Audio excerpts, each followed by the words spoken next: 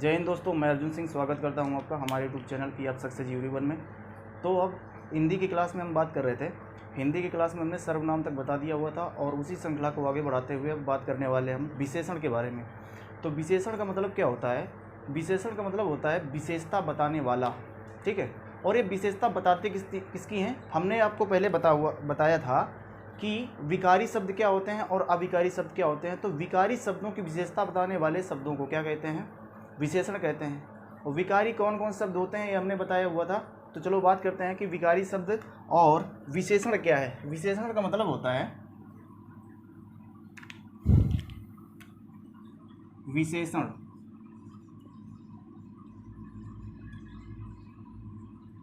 विशेषण का मतलब शाब्दिक अर्थ होता है इसका, शाब्दिक अर्थ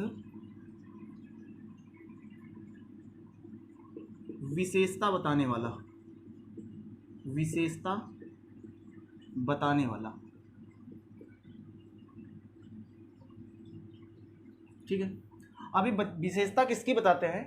तो ये बताते हैं संज्ञा या सर्वनाम की, ठीक है। तो शब्द किसकी बताते हैं? विशेषता बताते हैं किसकी? संज्ञा और सर्वनाम की,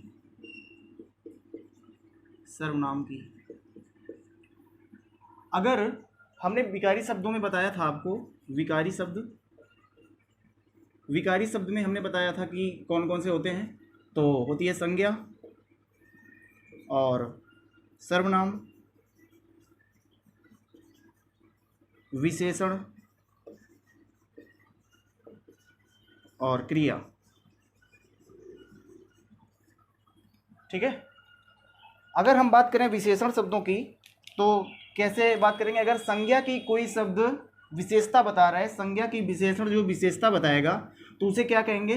तो उसे विशेषण कहेंगे हम, उसे विशेषण। अगर कोई शब्द संज्ञा की विशेषता को बता रहा है तो उसे विशेषण कहेंगे। इसी तरह सर्वनाम की अगर विशेषता को बता रहा है तो उसे भी हम क्या कहेंगे? विशेषण ही कहेंगे। जबकि अगर विशेषण की संज्ञा, अगर विशेषण शब्द की विशेषता को बताएगा, विशेषण शब्द की विशेषता को बताएगा तो आप क्या बोलेंगे?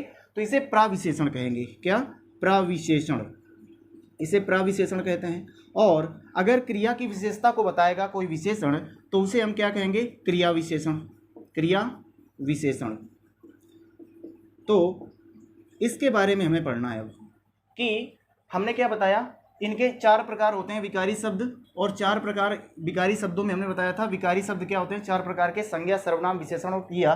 जो विशेषण संज्ञा की विशेषता को बताएगा उसे विशेषण कहते हैं। उसी तरह सर्वनाम की विशेषता को बताएगा तो विशेषण कहते हैं। और यदि कोई विशेषण की विशेषता को बताता है तो उसे हम प्राविशेषण कहते हैं। जबकि कोई विशेषण क्रिया की विशेषता को बताता है तो उसे हम क्रिया विशेषण कहते हैं। अब हम बात करते हैं कि विशेषण आखिर कैसे हम जान सकते हैं इसको। उदाहरण के तौर पर देखते हैं कि उदाहरण क्या हो सकता है इसका। जैसे हमने बताया विशेषण जो शब्द होते हैं वो संज्ञा या सर्वनाम से पहले प्रयोग होकर के उसकी विशेषता को प्रकट करते हैं। जैसे हमने बताया कि अच्छा लड़का, अच्छा लड़का। और अच्छा लड़का है क्या? लड़का यहाँ पर क्या है? लड़का यहाँ पर संज्ञा है, ठीक है। और जो इसकी विशेषता को बता रहा है जो शब्द, वो क्या है? अच्छा, जो यहाँ पर क्या है? विशेषण है, जो यहाँ पर क्या है? विशेषण है। तो संज्ञा या सर्वनाम, इसकी जगह हम कह देते अगर कोई सर्वनाम होता, इस लड़के की जगह दूसरा कोई शब्द यूज कर देते जो सर्वनाम होते हैं। और सर्वनाम ने हमने बताया था कितने प्रकार के सर्वनाम होते हैं, ये पिछली वीडियो में हम बता चुके हैं आपको, और उसमें जाकर के आप इसको देख सकते हैं, ठीक है। अगर चैनल पर नए तो सब्सक्राइब जरूर कीजिए और देखते रहिए। प्लेलिस्ट में जाकर के सारे वीडियो आपको यहाँ से मिल सकते हैं, ठीक है। अब हम बात करते हैं क्या इसके उदाहरण के तौर पर। हमने बात की है कि जो संज्ञा या सर्वनाम की विशेषता को बताते हैं उन्हें विशेषण कहते हैं। और ये विशेषण क्या होते हैं? संज्ञा सर्वनाम के पहले प्रयुक्त होते हैं और उनके शब्दों की विशेषता को प्रकट करते हैं। अब हम बात करते हैं कि विशेषण के प्रकार कितने प्रकार के होते हैं। तो चलो बात करते हैं विशेषण के प्रकार कितने होते हैं। और इससे पहले हम बात करते हैं विशेषण और विशेष्य क्या होता है। मेन मुद्दा ये है कि विशेषण और विशेष्य को हमें पहचानने में दिक्कत हो जाती है। तो सबसे पहले उसको हम लोग समझते हैं कि विशेषण और विशेष्य क्या होता है। देखो, आपने पढ़ा होगा अलंकार, जब कभी भी पढ़ा हो या नहीं भी पढ़ा हो तो हम बता दें आपकी जानकारी के लिए कि जब आप अलंकार पढ़ते हैं तो एक अलंकार होता है उपमा अलंकार, जिसके अंग होते हैं 4।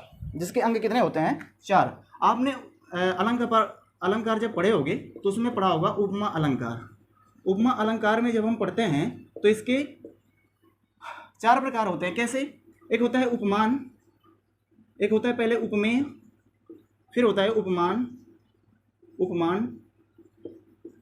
फिर होता है वाचक शब्द, और साधारण धर्म। देखो, अगर यहाँ से आप हम कोरिलेट करना चाहें, इसको बताना चाहें, तो वास्तव में है क्या, यहाँ से आपको बताने का प्रयास कर रहे हैं कि विशेष से क्या है, विशेष से क्या है और विशेषक क्या है। विशेषक, देखो हम बात कर रहे हैं अभी विशेषण की। अब यहाँ पर विशेषक और विशेषण में आपको कंफ्यूजन नहीं होनी चाहिए कि हम क्या बता रहे हैं। विशेष क्या है, विशेषण क्या है, ठीक है, और क्या है प्राविशेषण, ठीक है, और इसके बाद क्रिया विशेषण। ये तो हमने बताने का प्रयास किया अभी तक, क्रिया विशेषण। और अभी तक हमने आपको बताया कि जो विशेषण है, विशेषण कहते किसे हैं, अगर आपने पढ़ा होगा तो इन दोनों का मतलब क्या है, उपमेय। इसमें क्या करते, उपमा का मतलब होता है समानता या तुलना करना, समानता या तुलना की जाती है, ठीक है। जैसे बता दिया कि मुख चंद्र सा, उदाहरण के तौर पर हम देख रहे हैं कि मुख चंद्र सा सुंदर है, तो यहां पर जो तुलना की गई है वो किससे की गई है और किसकी की गई है, किसकी की गई है और किससे की गई है। अगर आपको ये बात समझ में आ जाती है तो आप उपमेय, उपमान या विशेष और विशेषक को पता लगा सकते हैं। कैसे? जिसकी विशेषता को बताया जाए, वो विशेष से होता है, जिसकी विशेषता को बताया जा रहा है। अगर उदाहरण पर आप देखेंगे तो इसकी विशेषता को कहाँ पर बताया जा रहा है, मतलब किसकी विशेषता को बताया जा रहा है, तो मुख है ना, मुख की विशेषता को बताया जा रहा है कि मुख कैसा है, चंद्रमा के समान सुंदर है। तो मुख जो है वो क्या है, यहाँ पर हम बात करेंगे अगर इस मतलब अलंकार को लेकर के चले तो यहाँ पर क्या है, ये उपमेय है। और जिससे मतलब जिसकी हमने बताया, जिसकी की जाए, जिसकी उपमा या जिसकी तुलना की जाए वो उपमेय होता है, और जिससे उपमा या जिससे तुलना की जाए वो क्या होता है, उपमान होता है। उपमान मतलब जिससे तुलना या जिससे समानता की जाए, तो जिससे बराबरी की जाए वो क्या होता है, उपमान। अब इसी से हम आपको बताना चाहते हैं कि क्या है कि जिससे या जिसकी तुलना की जाए या जिसकी विशेषता को बताया जाए। देखो यहाँ पर है जिसकी विशेषता को बताया जाए, जिसकी विशेषता को बताया जाए,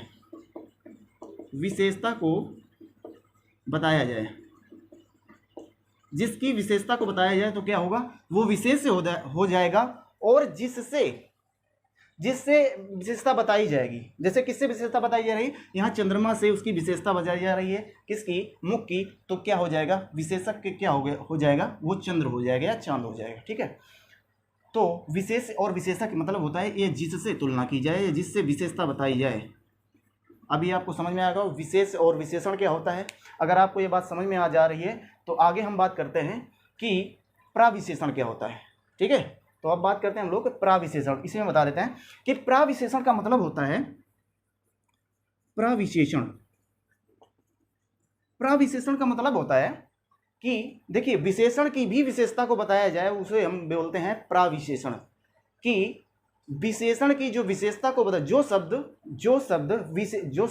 कौन से होंगे, संज्ञा या सर्वनाम।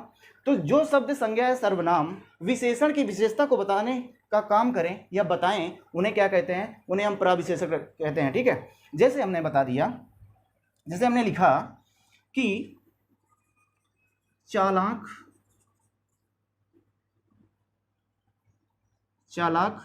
लोमड़ी, क्या लिखा हमने, चालाक लोमड़ी लिखा।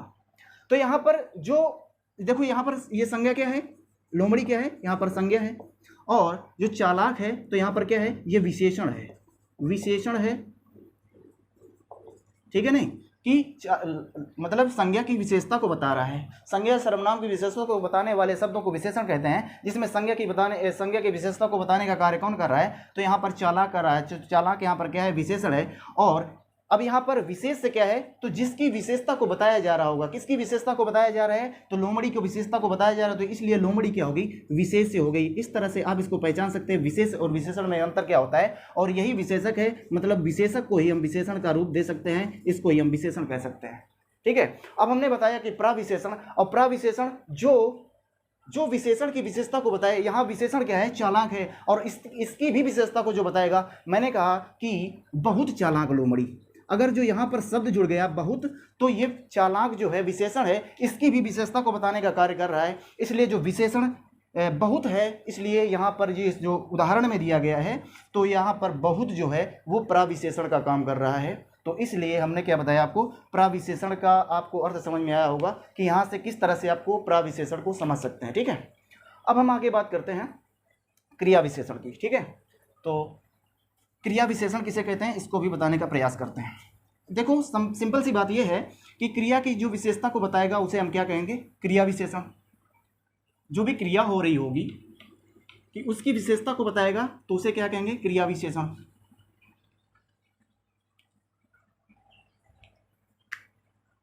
अब बात करते हैं हम लोग क्रिया विशेषण की। क्रिया विशेषण, क्रिया विशेषण का मतलब होता है कि संज्ञा या सर्वनाम के द्वारा किए गए कार्य से जो उसकी क्रिया को बताने का कार्य करता है उसे हम क्रिया विशेषण कहते हैं। तो ये समझ आया होगा कि क्रिया की विशेषता को बता रहा है। ठीक है, चलिए अब बात करते हैं कि विशेषण के प्रकार। विशेषण के प्रकार, विशेषण के प्रकार, विशेषण के प्रकार कितने होते हैं, देखो इसको हम बताने का प्रयास करते हैं कि विशेषण के प्रकार। नंबर 1 गुणवाचक विशेषण, गुणवाचक विशेषण, गुणवाचक विशेषण। दूसरा संख्यावाचक विशेषण, संख्यावाचक विशेषण। तीसरा परिमाणवाचक विशेषण, परिमाणवाचक विशेषण। चौथा संकेत वाचक या सार्वनामिक, सार्वनामिक विशेषण। और पांचवा व्यक्तिवाचक विशेषण, व्यक्तिवाचक विशेषण। तो ये 5 प्रकार के विशेषण होते हैं। तो अब हम एक एक करके इसको बताने का प्रयास करेंगे कि गुणवाचक विशेषण क्या होता है, इसके बारे में बात करते हैं हम लोग कि गुणवाचक विशेषण के बारे में क्या होता है। गुणवाचक विशेषण, गुणवाचक का मतलब होता है इसमें गुण दोष। तो जैसे हमें गुणवाचक विशेषण के बारे में बात करना हो तो इसमें क्या होता है कि जैसे होता है गुण, ठीक है, दोष, रंग, रूप, स्थिति, स्थिति, दशा या अवस्था, अवस्था।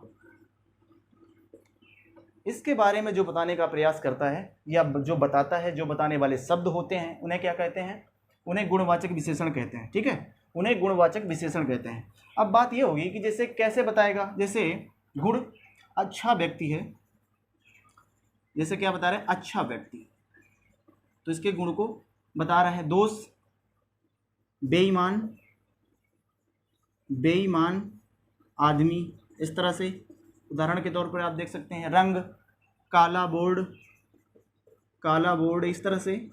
ठीक है, जैसे रूप आ गया, ठीक है ना, रूप सुंदर दृश्य, सुंदर दृश्य, इस तरह से। स्थिति दशा, तो ये सब क्या होते हैं, गुणवाचक विशेषण के अंतर्गत आ जाते हैं। अब बात ये है कि हम इनको किस तरह से पहचानेंगे, इस तरह से पहचानेंगे तो बहुत समय लग जाएगा ना। तो इनको पहचानने के लिए हम एक बहुत सिंपल सी बात है कि इसको किस तरह से पहचान सकते हैं। तो इसको पहचानने के लिए एक शब्द है कैसा। आप कैसा करके इनसे प्रश्न पूछेंगे इन शब्दों से, कैसा गुण, कैसा दोष, कैसा मतलब कैसा, अगर स्त्रीलिंग है तो कैसी कर सकते हो, ठीक है, और अगर कैसा, कैसी, कैसे, ऐसे, इस तरह से आप इनसे प्रश्न करके गुणवाचक विशेषण की विशेषता को प्रकट कर सकते हैं, बता सकते हैं। तो आज हम यहीं तक रखते हैं क्योंकि इसके कई प्रकार हैं और अगली क्लास में आपको बताने का प्रयास करेंगे इसमें। तो अगर चैनल पर नए हैं तो सब्सक्राइब कीजिए, लाइक कीजिए, कमेंट कीजिए और वीडियो को फुल वॉच कीजिए। Thank you.